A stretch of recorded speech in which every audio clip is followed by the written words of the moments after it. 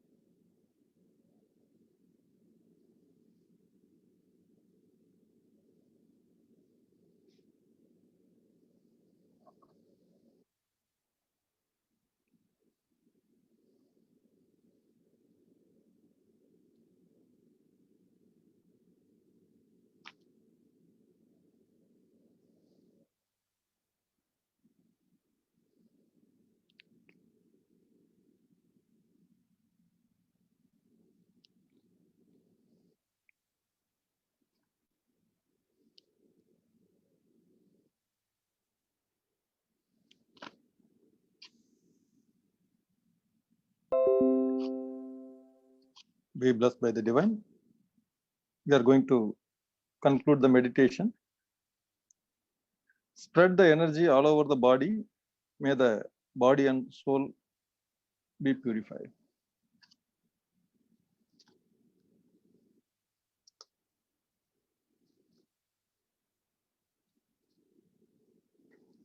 By the grace of divine, we will enjoy good health, long life, prosperity, wisdom and peace.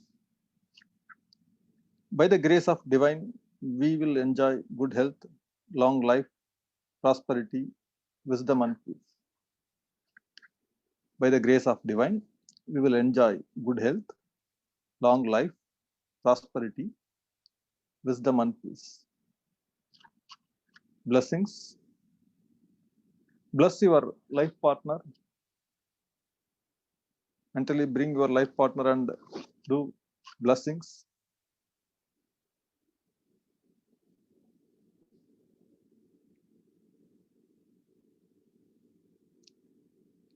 Bless your children.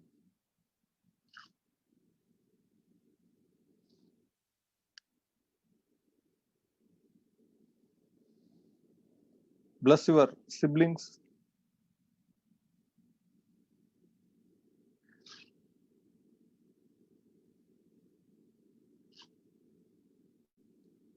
Bless your close friends and relatives.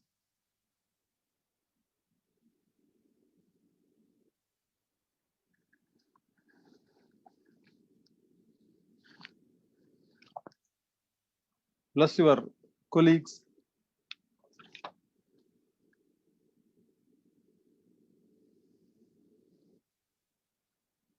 Bless the miscreant or enemies we may think of having enmity with us with the same kindness.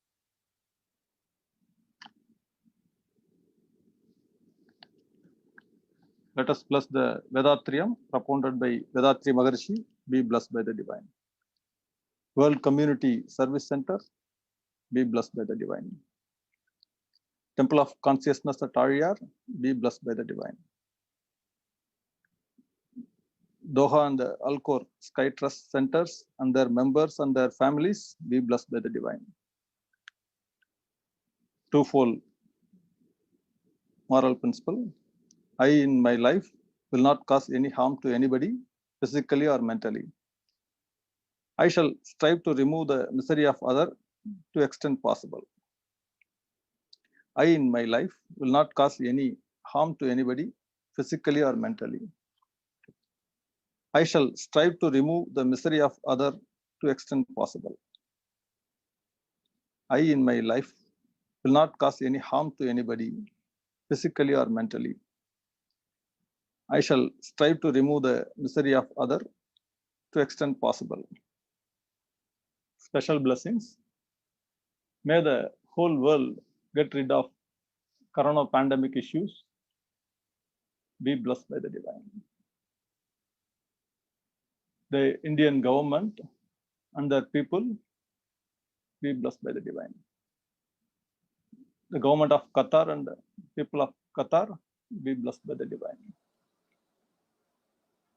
All the doctors and hospital staffs, be blessed by the divine.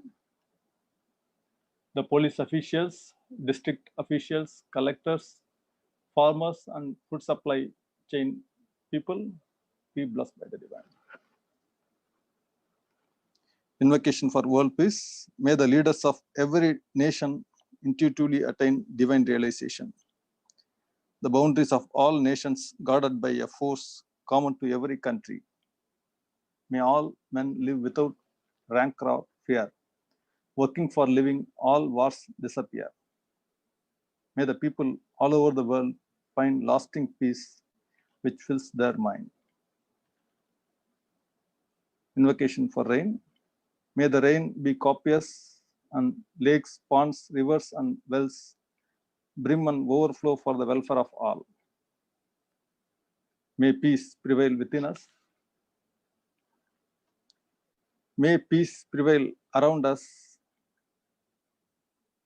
May peace prevail all over the world. Peace, peace, peace. Gently rub the palms together. Place them over the eyes and then wipe the face gently with the palms. Raise both arms over the head. Take a deep breath and release it. Be blessed by the divine. Thanks, Ramu sir. Once again, good morning to all of you. Today's lecture will be given by Professor Sekar from Bahrain, and he will be introduced by Professor Muthu Sarma.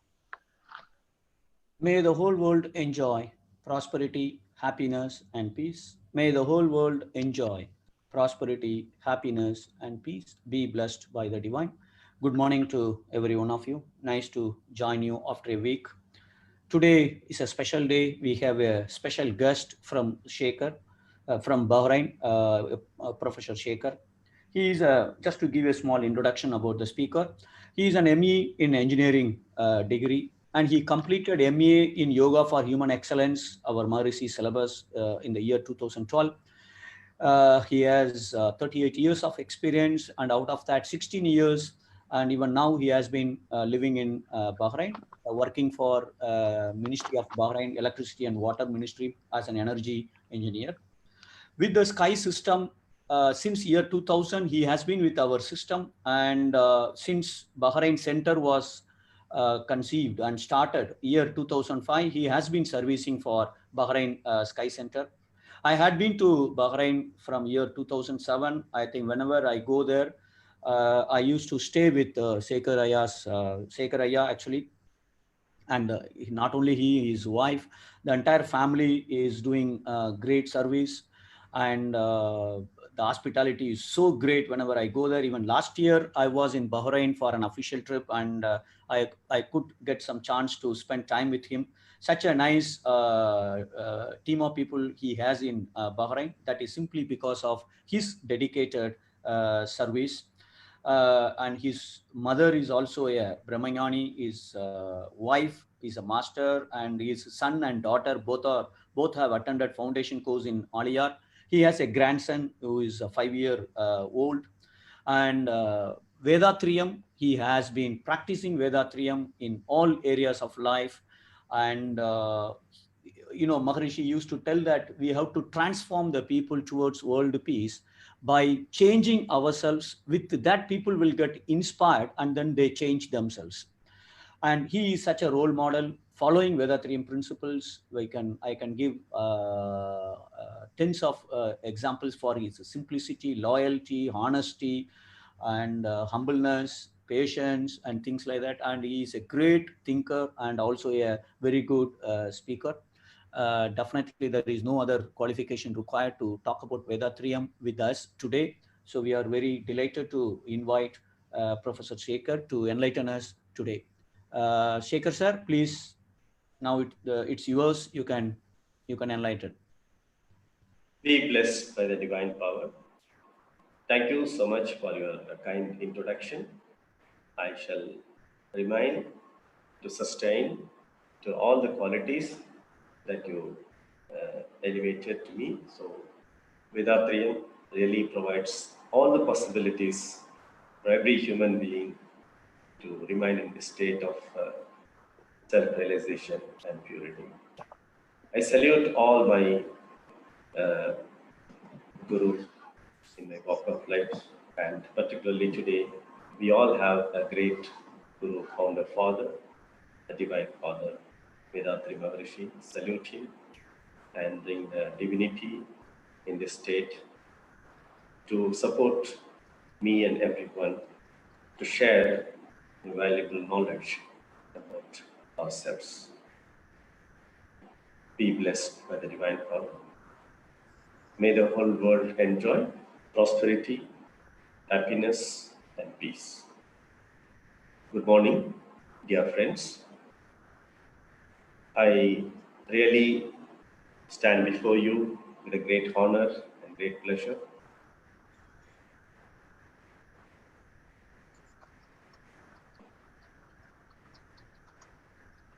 World Community Service Center, under which we are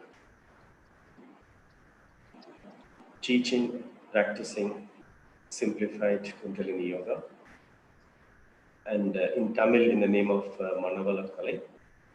Manam refers to mind, Valam refers to the wealthy, and Kalai refers to art. So the art of keeping the mind wealthy, or art of nurturing our mind.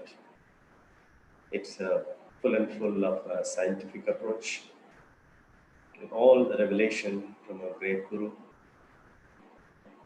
and whatever he realized, he put it as an open book to the whole humankind. And we are going to discuss whatever possible within this time. We would like to have, as requested by Mr.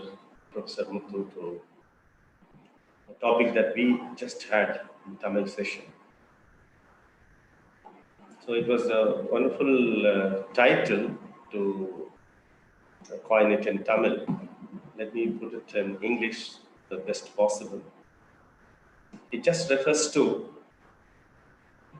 every activity that we undergo in our life. We will be able to feel divinity or the Almighty. So the Almighty is in every action or every work or every profession we are in. That was the title. In line with Vedatriyam, though this was an old say in Tamil, but we never had such an in-depth understanding about the statement. But today, when we are in Vedatriyam, we are able to touch the real meaning of it, for which I always salute Swamiji. He always says in every walk of life, whatever we come to know from old say, we should go to the root of it. There will be surely some valid meaning behind that, instead of just taking it from generation to generation, just passed on and just be with that like an action oriented. So when we got into this particular statement, it really, with the understanding with our Vedatriyam. Now, if you take man, man is a person, a wonderful species in this earth. So to say in the quotes of Swamiji, it is a flower that blossomed in the great vast nature as a park. So this highly elevated pinnacle of species possess a great faculty called mind, which has also been referred as the all-powerful, as powerful as the universe. But this mind, in a simple way to put it, always it does three functions termed as thought, word, and deed. So thought, word, deed, let's call it actions. So this action is eternally being done by mind in the whole of our lifetime, from the time of birth till we die. This thought, word, deed goes on and on. And these three are the fundamental actions. And every other action manifests only from these three. Nothing more. When we say we can realize divinity in every action, to the thought, word, deed, surely we can feel, we can realize, and we can become the Almighty.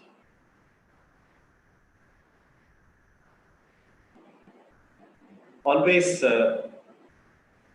in the practice from time of the period began, and particularly were given the opportunity to serve others through Vedatriyan. While pondering over these discussions on mind,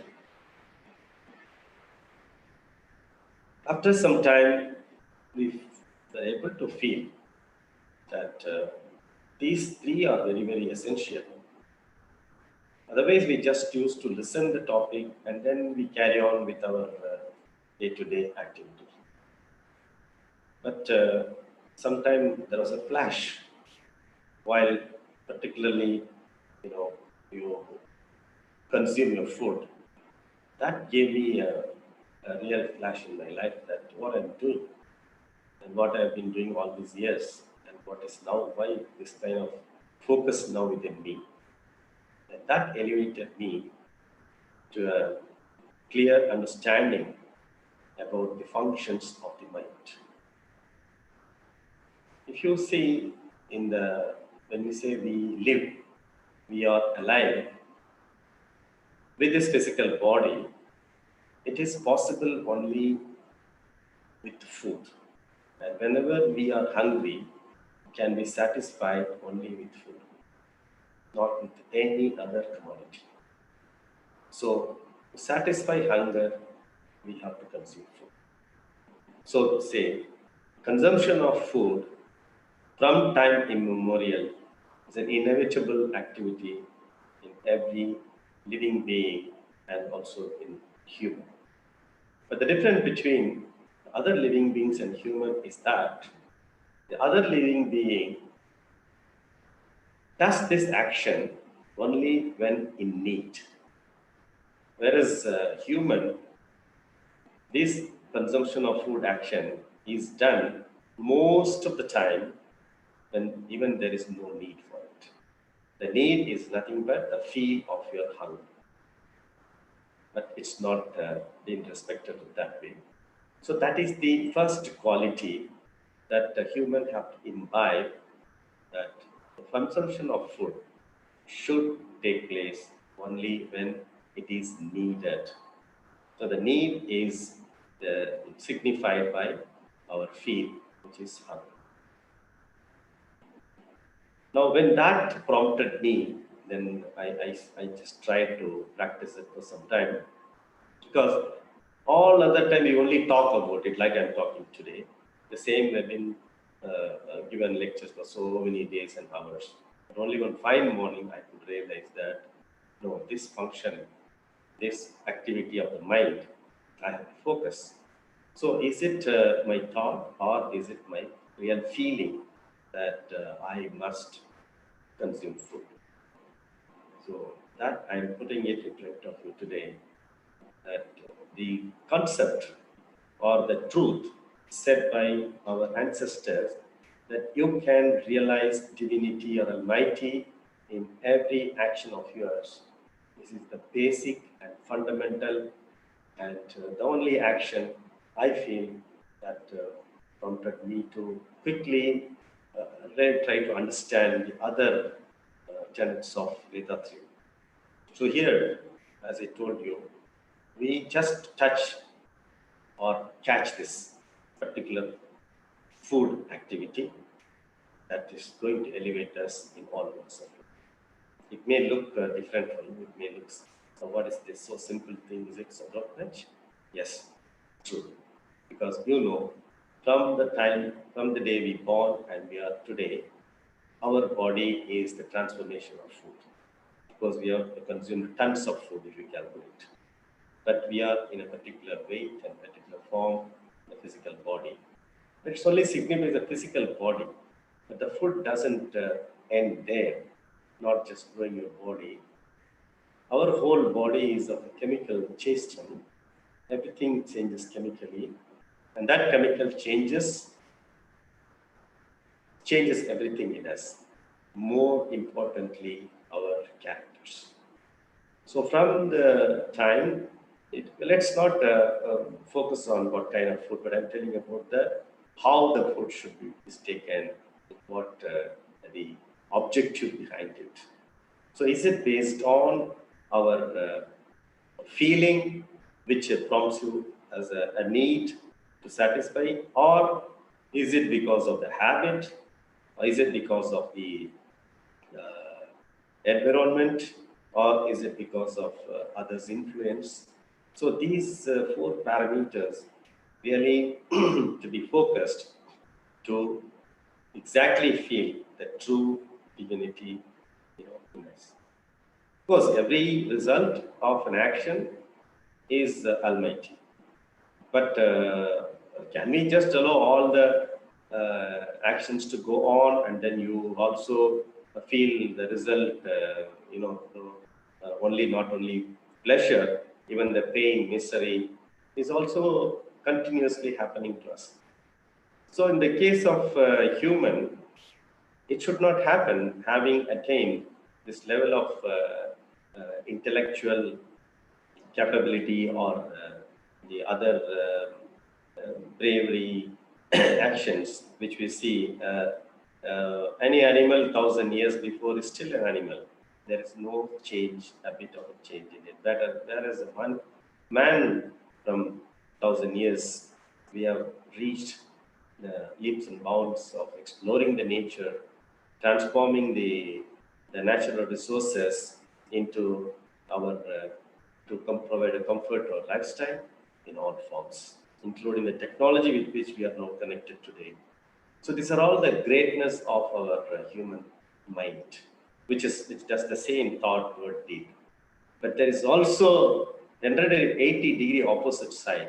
If you turn around exactly how the same mind has got other detrimental things that it does and it has done, which is undesirable for the human living. And human is not supposed to do. And it's the human quality.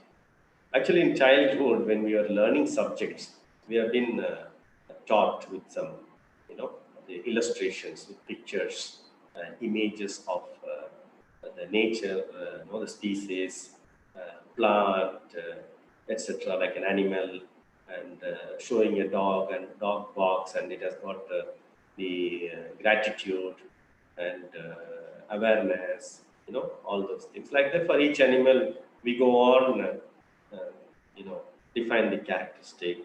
And for the flower, this is this flower, its fragrance is such and such, like that. But I never seen in those times that putting a human picture and define that human. Of course, it was there, but only the parts of the body were explained. It is this is eye, and this is your nose, and just point out. So we were very religiously repeating it, but we have never been taught in the way that who is a human. So here, our Swamiji puts it very nicely. A human being is one. He will not cause pain to himself and others. And he will never do that in his life. and he is a person with love and compassion. So this was not been given to us at the age we should have been imbibed with it. And you know, that's the reason we are trying to catch up at this age. However, we are still not late. But Swamiji has given everything in a completely open book, transparent, available to each and every human being in this earth. So it's a boon to mankind. And in that respect, the very important thing, as we said, with the mind, which is inseparable for a man. And there is no man without mind. It only needs to tune the mind with the actions that we undergo. We all are professionals or working for our livelihood in different walks of life. And today we are all in different positions. And you see, particularly in this part of the world, of course, everywhere, but we are in this world, we can very easily get to the understanding of the concept. So what is happening? We work day in and out, and we take the profession so seriously, and then we do it so perfectly, meticulously, and we sustain our employment. How we are doing it actually, if you think a little bit, we will realize that we put all our efforts to be vigilant, to be aware, meticulous in the employment front. Why? We have to sustain. Why we have to sustain? That is our livelihood. We have to care you and care family and so on. Now, do we possess that capability or not? Yes. And that capability of focusing on one thing eternally, perennially, to sustain the job exists in us. So why not we expand it or extend it in all walks of life? That's it. So this is the simple thing that we have to do. That we are already doing that, the work front activity, with an objective that this is being done to earn money, to live, to survive. But what is the basic survival concept? The basic survival concept is to keep your body intact, keep your life force to flow without any obstruction, and keep your mind pure and calm. So we just left these three basic things, which is so fundamental and need, that we are focusing on something which is the result of this. So unfortunately, we are unable to bring what we do in the work front to our home. Actual concept, as quoted by enlightened souls, is that we can take only from home to outside. It's impossible to bring anything from outside to home. Only by material we can buy anything, but that is not the one. The quality, the characteristic that decides our destiny should be, transformed and practiced only from the self and home and then to the society. However, it is not very difficult even now. Let's all focus on ourselves first. So the ourselves includes the physical body, the life force, and the mind. The mind, which interlinks both, is very important. That plays a tricky role, and it's so tricky that we have to, sometimes you have to tame it, sometimes you have to tune it. So what we have to do is all that to sit calm for quite some time. Maybe some are today have joined this meeting who already have been initiated in practicing meditation, and few may not be. But what is the responsibility of the one already into the meditation practicing, that to take this information to every others in this world, where the predominant population do not have the opportunity to feel their life force. And that is the basic right of every human being, unfortunately, we are all fighting for some rights which is not at all required in life. This is the basic right that every human being have to feel their life force. And where the life force, it is inside us. It's nowhere else. If it's something outside, maybe we have to travel, we have to, explore. The exploration is within the self, the inner child. For that, Swamiji has given a wonderful, very simplified, a path-breaking meditation process by which every person can be initiated in few seconds to feel their life force. That is why even in the World Peace Prayer, we recite that every leaders in the world should possess spiritual knowledge and grow spiritually and do good service to the humanity. So here one point I would like to not to forget that we also have the right to bless the world leaders always. Knowingly or unknowingly, the world in different parts of the country, every country have accepted or some leaders. Now, a leader is also a human being, and he has come from where? From the same group from us. So he is not someone from, he's an alien to this earth. So this person who have already